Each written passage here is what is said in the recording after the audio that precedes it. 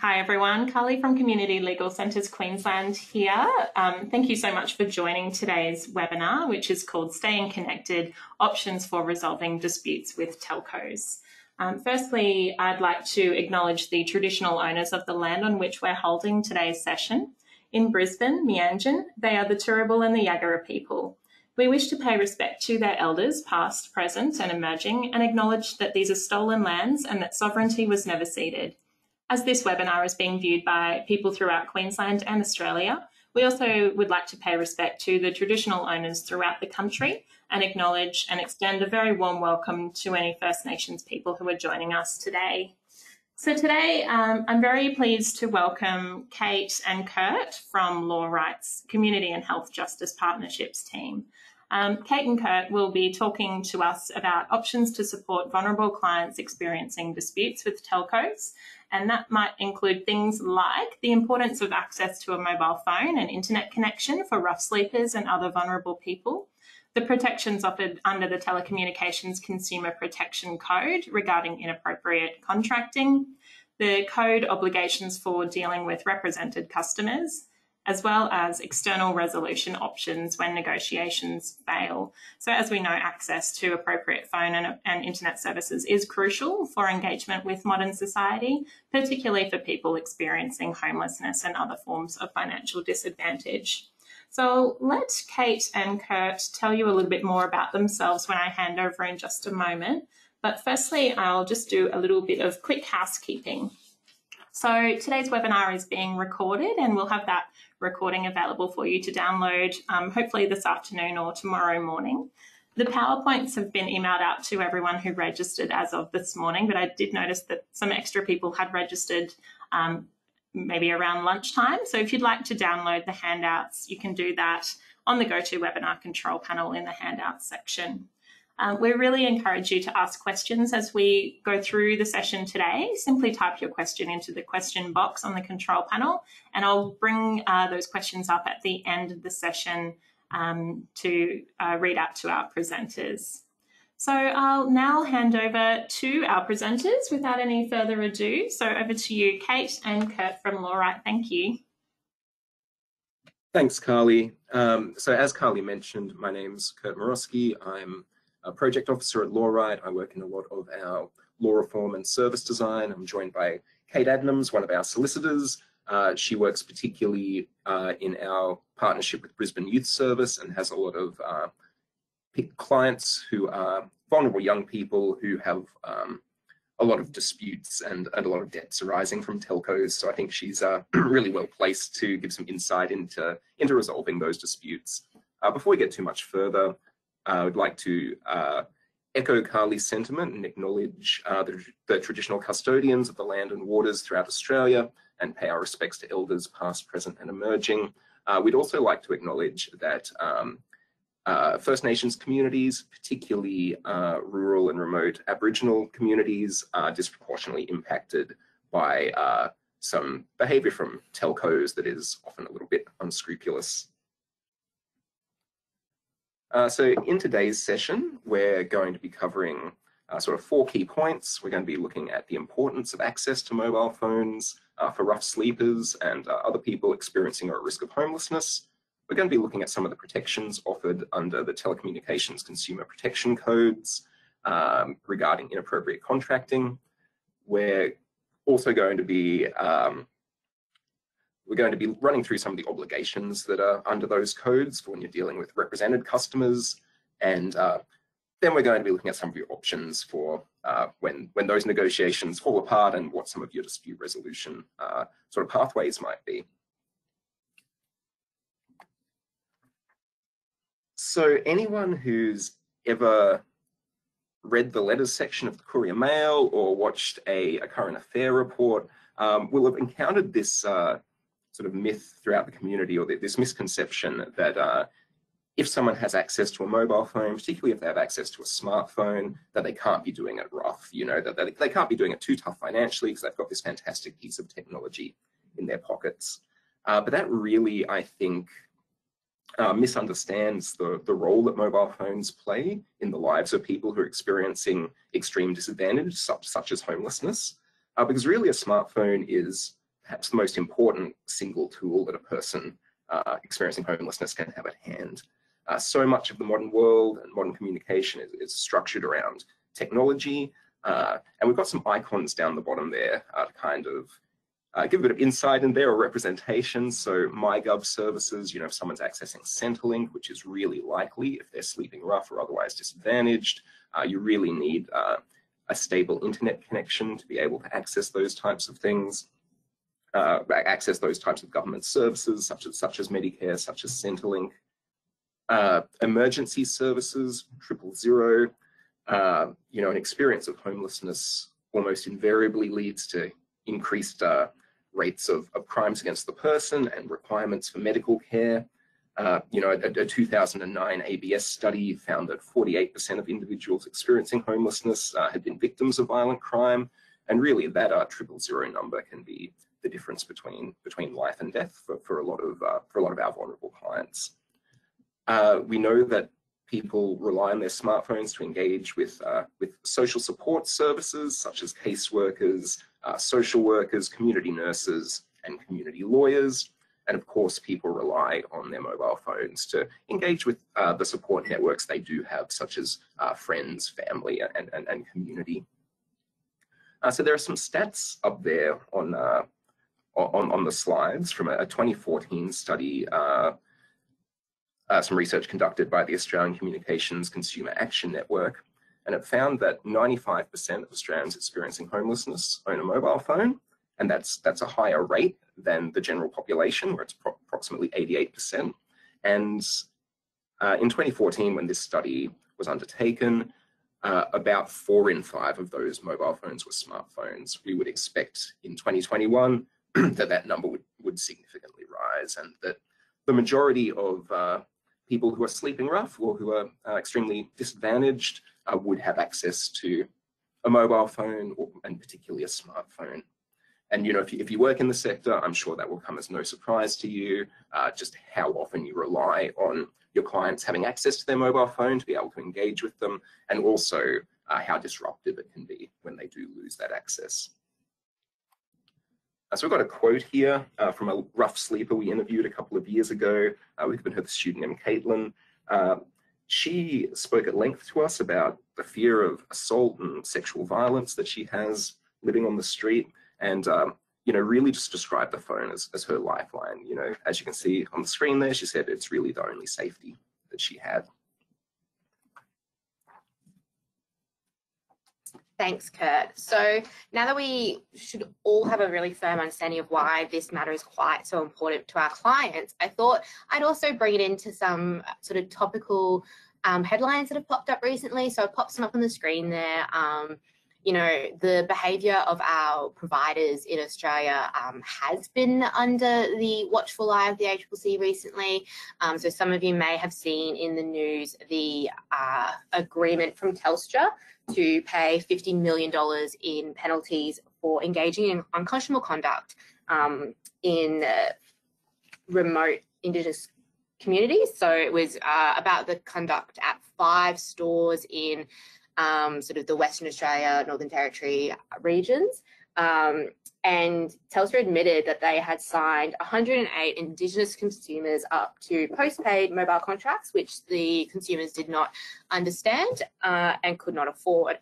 I think this decision is a very timely reminder of the role that solicitors play when dealing with these bodies and these companies like Telstra and Optus and Vodafone.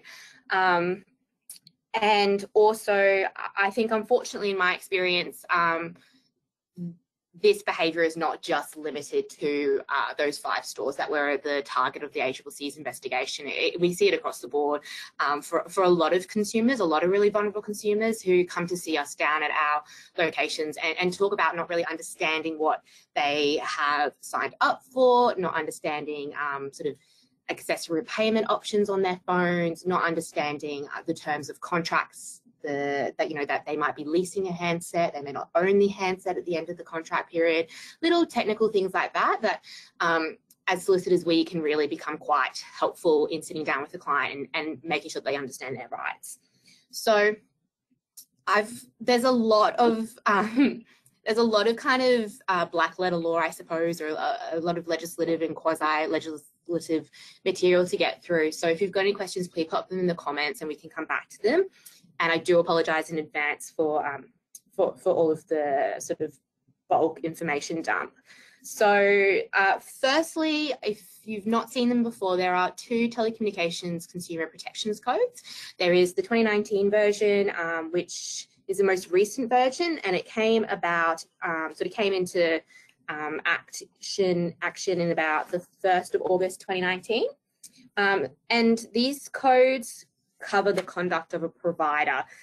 So you could have a contract from before the 1st of August 2019, and the dispute may relate to when the client started to experience hardship or when they decided they could not afford the contract anymore. And so if that conduct happened after August 2019, even though the contract's from before that day, you would be looking at the more recent code.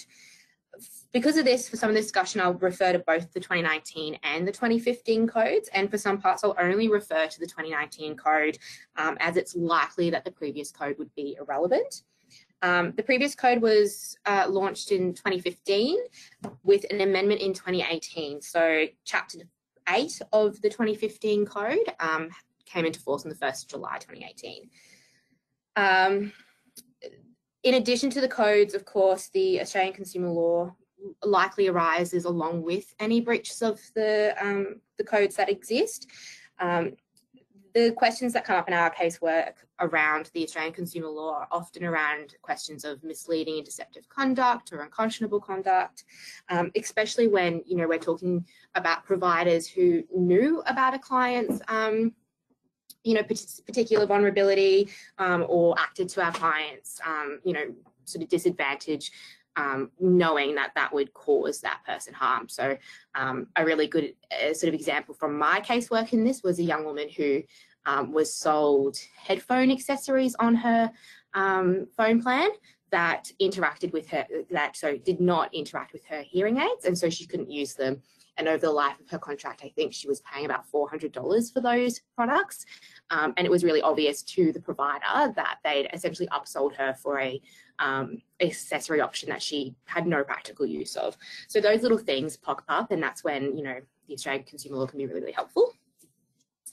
As well, there is the Telecommunications Act 1997. So that enables the two telecommunication protection codes. And then there's also ASIC and ACCC have released various compliance guides which apply to the conduct of both the companies, the telco companies, and debt collectors working on their behalf. And they're also mentioned quite explicitly in both codes. And so breaches of these guides can actually be considered breaches of the codes, which is really helpful. I would recommend, if you're dealing with any sort of debt collection from the telco space, to have a look at that debt collection guideline. It's really quite helpful in sort of setting out the expectations of how companies behave when they're recovering these debts. There's also some other pieces of legislation that pop in. Sometimes the National Credit Code becomes relevant, privacy acts and questions around credit reporting, but we're not really going to touch on that here because it's not quite sort of what we're looking at. We're going to be looking at more of sort of disputes as they rise as a person is dealing directly with a telco company. That's good timing, Kate, because that brings us to what to do if a matter presents itself if you're running a dispute with a telco. Yeah, so these are sort of when I'm training other lawyers or talking to new lawyers about how to run a telco file, I would be going through these questions myself with a client. So I'd be looking at, what was my client's financial position when they entered into the contract? Were they given a copy of the contract? Did they understand what the contract says? Were they receiving Centrelink at the time? Were they unemployed? Was the financial assessment that was done genuine? I had a young woman tell me the other day that the provider that she contracted with checked that she was paying rent and that she was receiving an income and decided that was enough to pass a credit check, except for the fact that her rent exceeded her income. So that was an interesting sort of question that came up. Other things that come up is, what vulnerabilities do my clients face? Were these experienced when they were being provided the contract or when they were talking to the provider? Obviously, things like homelessness, youth, disability, people who've got language difficulties or cognitive impairments, or maybe English isn't their first language. All of those things would be questions that I would be asking a client or trying to make an assessment of when working with a client. And would this have been apparent to whoever the person was contracting with if they went into a brick and mortar store to get their contracts? Next, was my client the end user of a product or contract? And if not, who benefited from it? So this pops up for our youth clients all the time, with boyfriends and girlfriends getting contracts for each other and domestic violence incidences. It comes up a lot for partners and as well as for parents and children. I'd be asking my clients if they understood when they got that contract that they would still be liable for the expenses under the contract, and if the phone gets stolen or lost, it's still, they will still have to pay out the contract, and whether that was actually explained to them at the time. Then I'd be asking about the features on the contract. Did my client understand what the features were? Did they know what the add-ons and insurance products are? So accessories, sometimes they'll be on a contract as AROs, so it's an accessory repayment option. Those are things like your phone cases, your screen protectors, headphones, those sort of devices.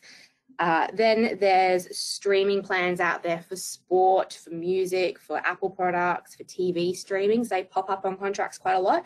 And sometimes they're added on too without, as part of a bundle, without a client or customer actually being aware that that's been added onto their contract. I've seen insurance products or service products added onto contracts. And I would be looking then at, do these insurance products actually offer my client anything better than their rights under the Australian consumer law? So I've seen some of these, insurance products that offer clients, if there's a minor default, we'll repair the item. But I mean, I'm not an Australian consumer law expert, but my understanding was that within a certain time frame that was going to happen anyway, but the clients are paying $30 a month for it. So just little things like that. And then did they understand the restrictions on their contract as well? Did they understand that they had data caps, that there were plan charges, that there were roaming fees, all of these little things that can actually become really expensive over the life of a contract?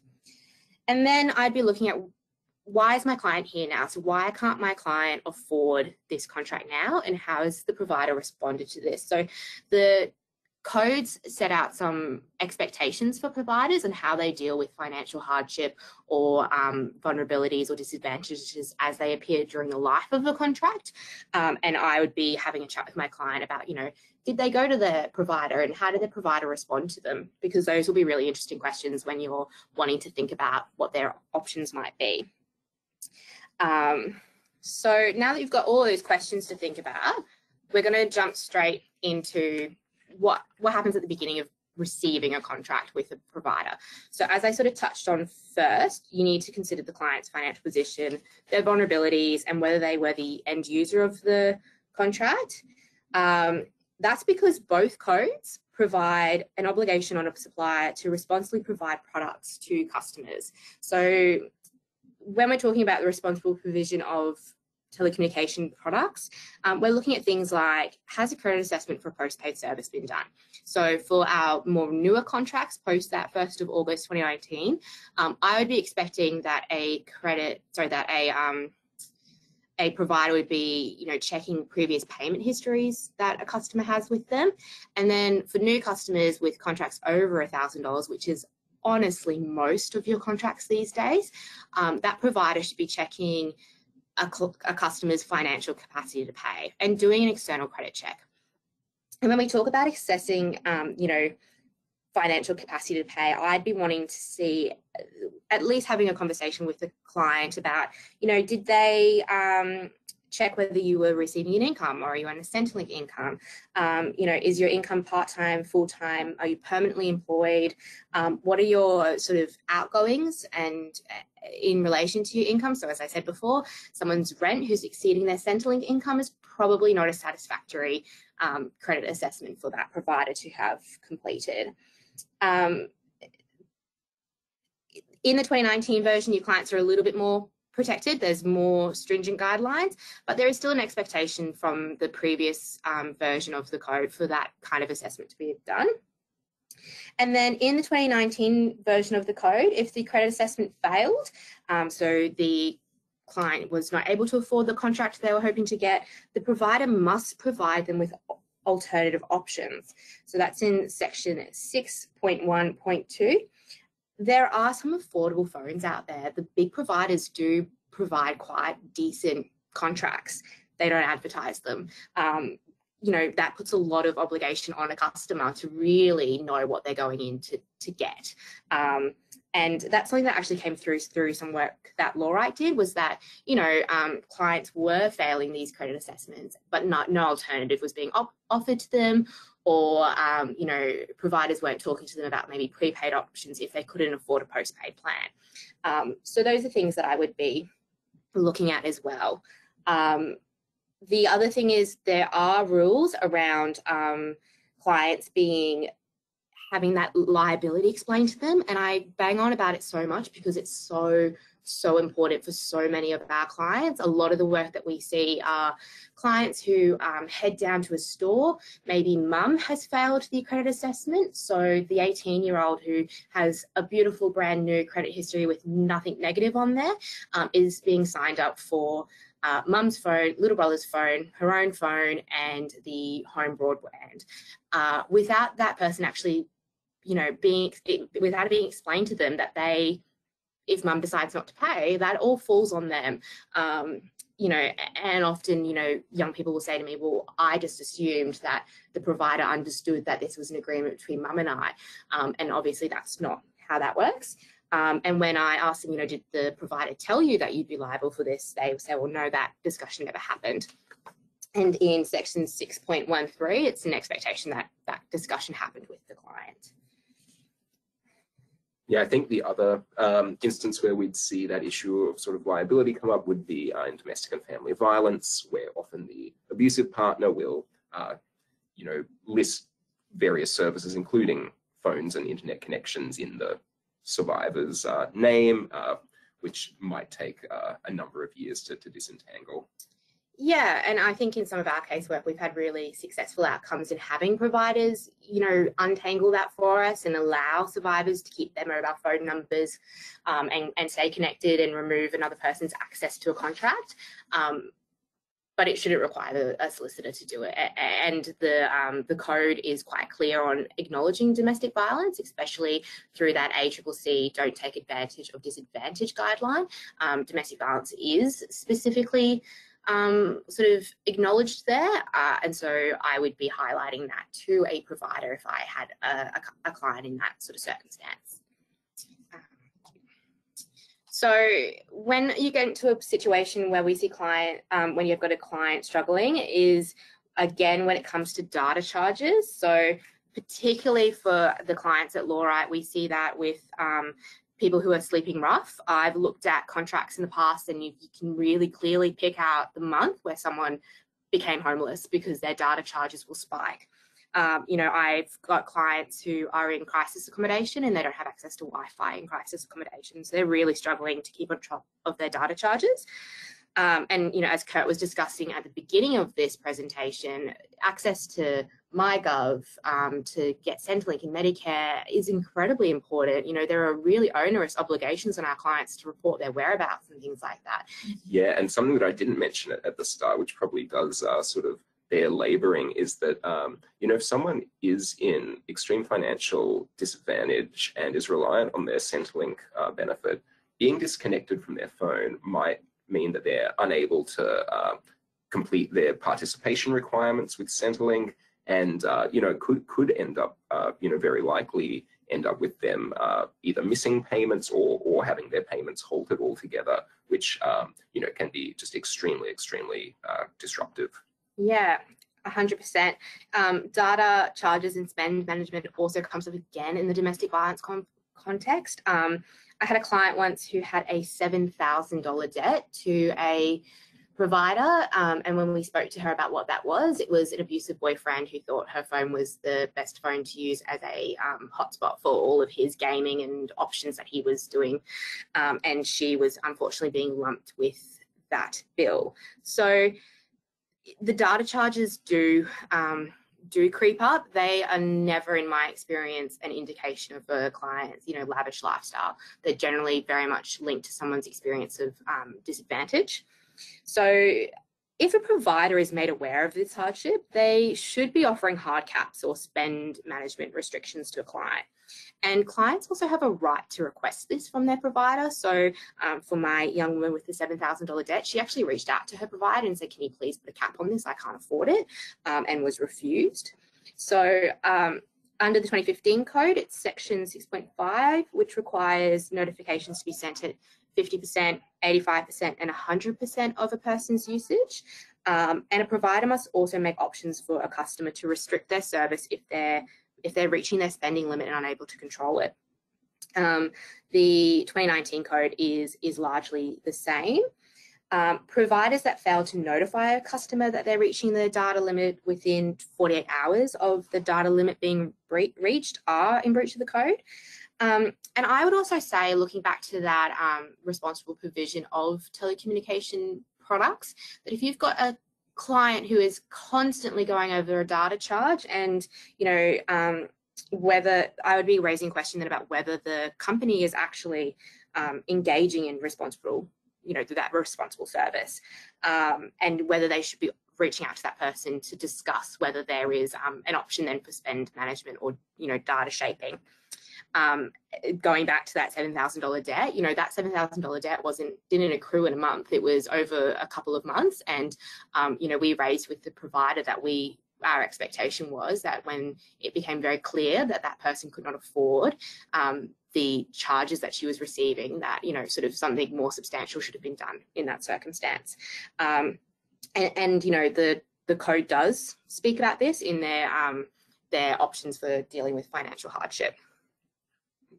So something that we hear a lot about is lawyers, caseworkers, other advocates running into a bit of a brick wall when they try to negotiate on behalf of their clients. I know Kate has had some interesting experiences there, so I might turn over to her to share some of those. Yeah, so solicitors 100% can speak to a provider on behalf of their clients. So statements from companies that a lawyer has to attend a store with the client, or the client must call to authorize the lawyer an account, or I've had providers request power of attorneys from me, or stack decks.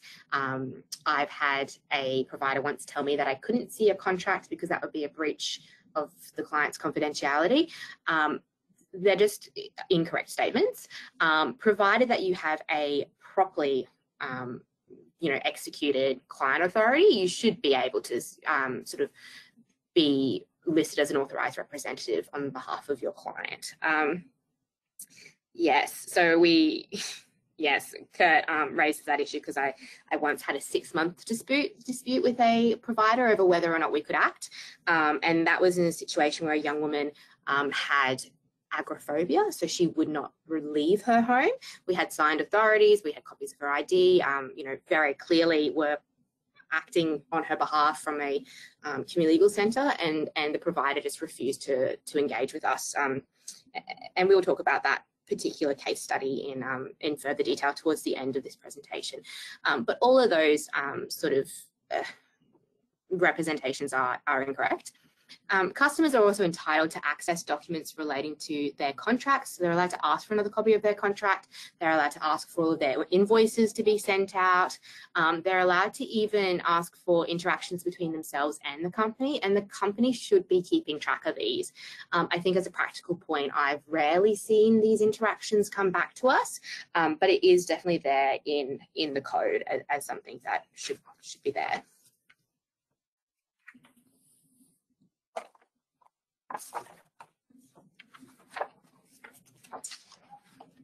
Yeah. So now moving on to sort of when you're talking to someone who is in financial hardship and they are struggling on paying their contract. A along with requesting copies of contracts from the provider and things like that to understand what your clients agreed to, or what they've been signed up for, I would be asking for a copy of a hardship policy.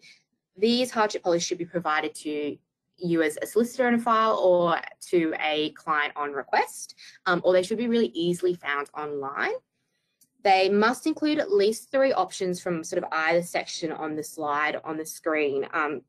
So there's one side to keep a client connected, and that's things that we talk about. So that's hard cap. So a hard cap is where you just hit a limit and you get no more data and no more service, or shaping. And so shaping is where you hit a limit and the speed of your data will be heavily reduced, or you might have some sort of things reduced from your contract as you get to a point. So those are options that should be put in there. There's spend controls, low cost options to help someone stay connected. Those options we often ask for when a client really needs to stay connected, and it's often for our clients that's when there's a safety concern and we want to make sure that someone can keep accessing their service. If the client is no longer using the service, or maybe doesn't want to use it anymore, doesn't really care anymore, I suppose, we'll be looking at those suitable financial arrangements on the second half of that little screen there. So things like waivers and refunds, or making payments and payment matching from the provider. And I would be raising, these discounts and waivers and deferrals and things like that, especially when I think that there was some misconduct by the provider, especially when they were providing the contract to a client. A supplier must assess the customer's eligibility for assistance under their own financial hardship policy in a fair and timely manner, and limit the information required for assessment to what is relevant. So I would be saying things like a statement of financial position, a Centrelink income documents, maybe a support letter from a worker, or a doctor's letter would be appropriate. Depending on the situation and the size of the debt, you might need to provide a little bit more information, but providers asking for 6 months of bank statements and leases and more information really than is what strictly is necessary, I would be saying is being a little bit onerous and a little bit unnecessary, and I would be questioning why a provider really needs those documents. And then again, when we're on the sort of topic of financial hardship, we also need to talk about fair credit management and debt collection. There are 2 whole chapters about this in the 2019 code, so I'm not going to ever attempt to discuss them in full. But I think sort of the most significant one that we encounter is this rule that a provider cannot take credit management action against a disputed debt. So that means if you have a client who is saying, I don't think I owe this money, that company should not be disconnecting a client. They should not be limiting their contracts or selling them onto external dispute resolution. External collection. Threats from a company to sell on a debt when they've not provided documents to the client or to you as a solicitor is inappropriate, especially if you've sort of raised questions about the debt and you're disputing the debt. A supplier must take reasonable steps to contact a client before they sell a debt, and this includes reasonable steps to tell you as a solicitor if you're representing a client on a file. So again, in our case study, we'll talk about where a provider essentially was kind of stonewalling Fluorite and kept on sending very threatening letters to our client in an attempt to have her pay a debt that was in dispute. They definitely should not be contacting your client separately to threaten disconnection. And so I would say in that situation to explain to your client that, if they reach out to you separately, please let us know so that you're aware of what's going on. If a debt has been assigned to a debt collector and you're disputing it, the debt should be sent back to the telco to be considered. And debt collectors' actions on behalf of the telco are bound by the ACCC's guidelines into debt collections. And so if you look at section 11 of the ACCC Guide to Debt Collecting, there's a really wonderful little provision there around obtaining documents and a sort of, I suppose, a rule around not pursuing a debt that you can't substantiate. So if you're having troubles getting information from a provider or a debt collector about why a debt has been raised, I'd be having a look at, Section 11 and sort of really questioning why a provider would be pursuing a debt that they can't, that they don't have information about. Debt collectors used by telcos have to be AFCA members, so you can raise complaints to AFCA about their conduct. But most of these complaints, in my experience, I would probably go back to the telco ombudsman rather than going through an AFCA complaints process. So that kind of leads us into a case study that I wanted to talk about. So our hypothetical person here is Violet, who approached lawyers at a youth service for assistance with an overdue telephone bill that she had. It was for about $3,000, and at the time she was receiving a New Start allowance and was really struggling with her finances. She was applying for the disability support pension. She lived in community housing and had been estranged from her family since she was 14. So she had a long history of disadvantage. The provider in this case had at least 2 Samsung phones and a Samsung tablet to our client between 2016 and 2018. And the telco had made no attempt at any point to verify our client's identity and had issued contracts in different names. The provider also had not considered whether the contracts would be financially appropriate for our client, and no credit assessment was ever completed. Our client instructed that she entered the second lease for the second phone handset after the charging port on the first phone broke, and she said to the provider, I can't afford a wireless charging device, and they said, well, if you can't afford the repair or the wireless charging device, why don't you just sign up for a new contract and we can, and that will be the problem fix. Except the original phone was under warranty and there should have been an offer for repair.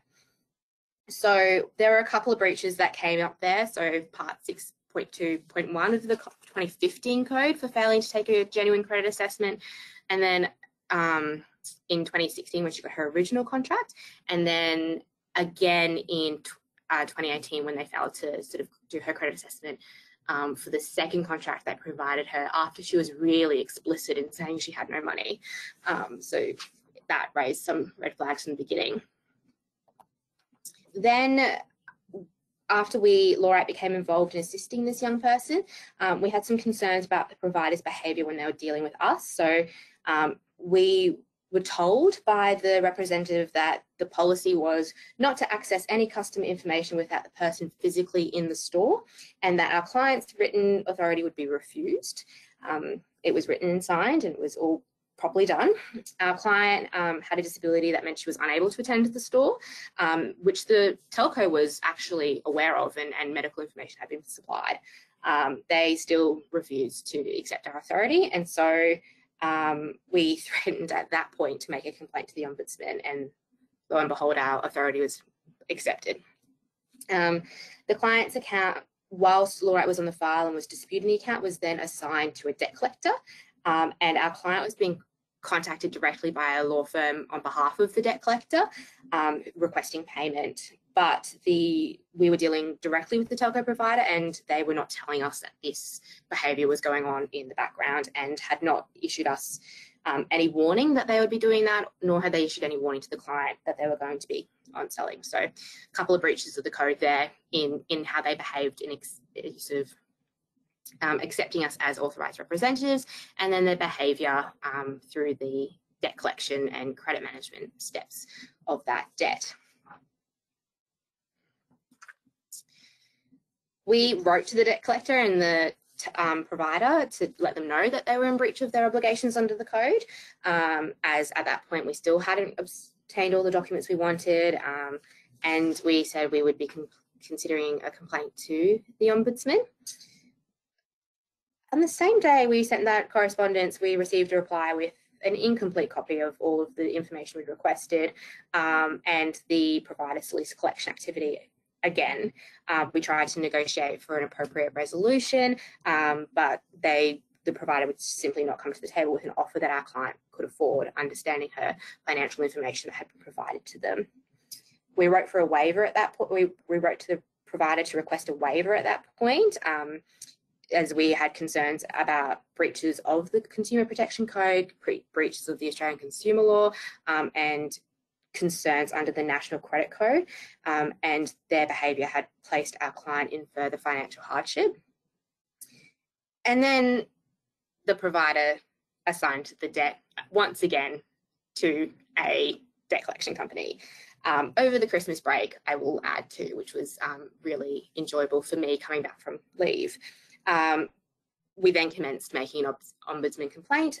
We were successful in the ombudsman, and the debt was waived and the client got to keep her handset, which she was very pleased with.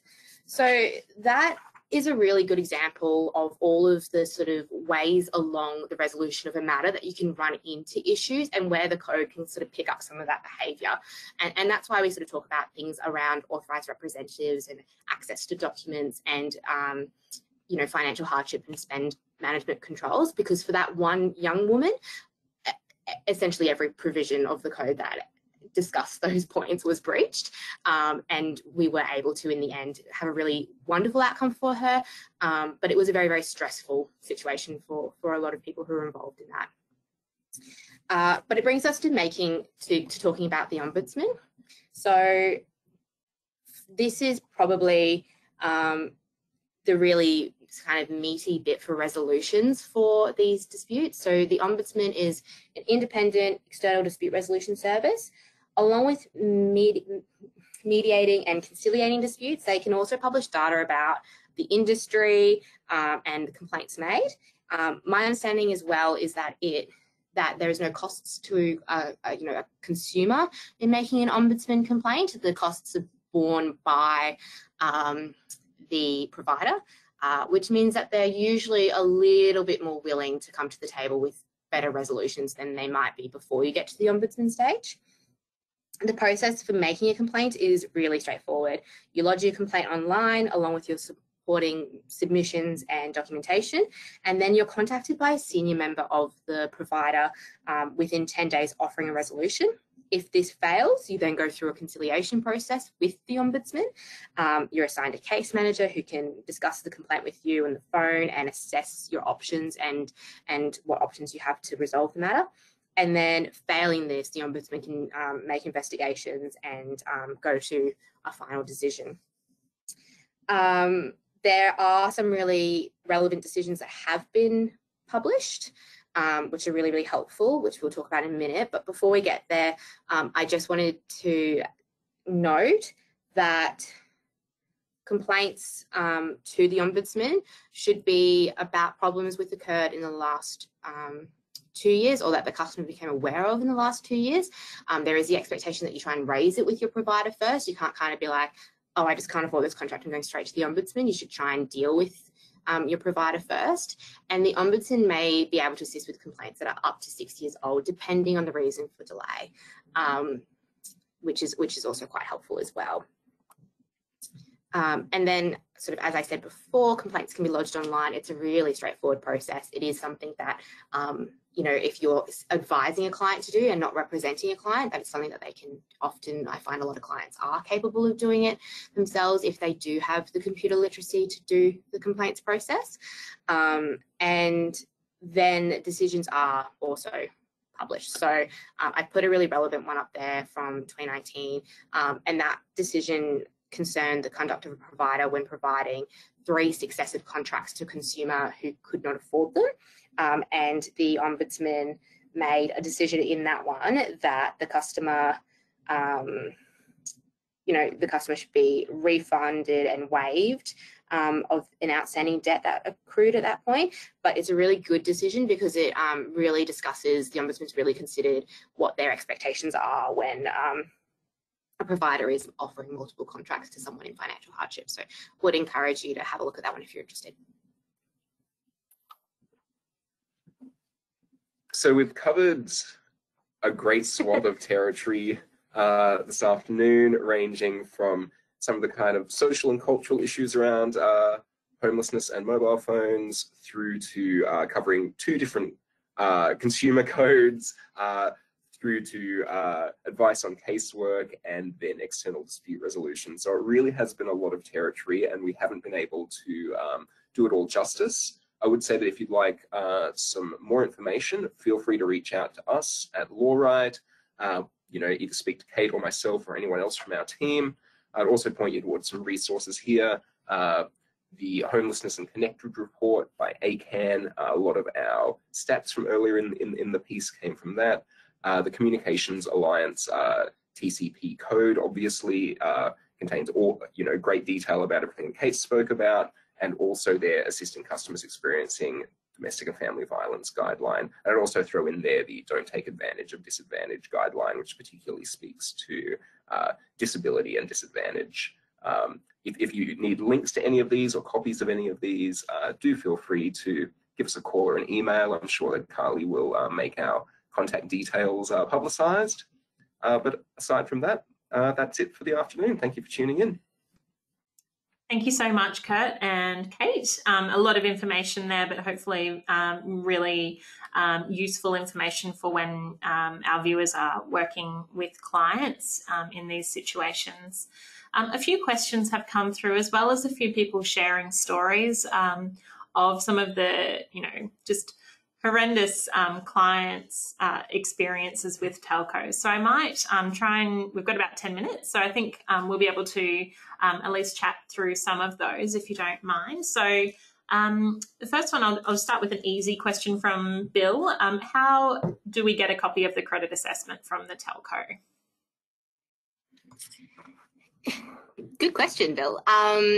You should be able to request it. They should be able to provide it. And in sort of all of my experience with this, where it hasn't been provided, I would then be discussing with my client, you know, what questions were asked. And I sometimes then just throw it back to the provider and say, so if you can't provide me a copy of your credit assessment, am I correct to assume that one wasn't done? Find that when I do that, I generally tend to get a copy of the credit assessment pretty quickly. So yeah, you should be able to request it if they are throwing up. Yeah, if they're not being helpful with providing you one, I'd probably be questioning if one was ever done. Great. This one from Daniel, I think, is a really interesting one as well. So Daniel said, and I'm just going to read it out, it's just easier. So a lot of the times issues arise due to inaccurate contract representation made by agents of telcos. However, when the client defaults, it is the telco who takes the action. Are telcos responsible for their agents, and who should our client approach first, the agent or the telco? Ooh, the telco. I would go to the telco first. There is in the code a section on that puts an obligation onto, and I can't remember the section off the top of my head, so I do apologise. There is sections in there that puts obligations onto sales representatives and agents to be properly sort of trained and to be behaving appropriately. And so I would go straight back to the telco and raising questions with them. Yeah, my understanding, correct me if I'm wrong, Kate, is that all of those obligations then are passed on to the agent or to the dealer. Yeah. Great, excellent.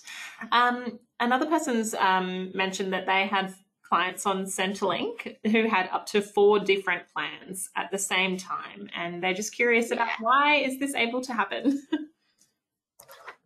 It is a question that I ask every day before I go to sleep. I don't know. I think my sort of view of it is that the message doesn't seem to be getting down to sales staff, or there is not enough being done internally at providers to pick up these little glitches. I've had clients with 4, 5, 6 contracts on Centrelink, who are Centrelink recipients as well. In those circumstances, I've managed to have, you know, essentially every contract voided and refunds given because it is entirely inappropriate. But yeah, I do also ask that question about why it's still happening. Now, I've got quite a long story from Paul, who has had a client on a remote property. So I might just try and hopefully capture the essence of the story. So the person was sent equipment by Telstra that didn't work because of the remote location. So they were paying for the equipment until it was flagged with Telstra, who then sent out a technician who couldn't fix the problem and sent new equipment. However, in spite of this, the client still does not have a mobile phone or internet coverage, and Telstra have now gone back to the client to say they need to purchase a satellite phone, which has a cost of over $1,000. The client's critically ill, really needing to access the internet and phone to access doctor's appointments, etc. But, in spite of everything, still has no phone and no internet coverage. So I guess Paul is maybe wondering what could be done about that kind of situation. Is that something that you've seen before at Lawright, and how best would he advise this person to go about resolving that problem?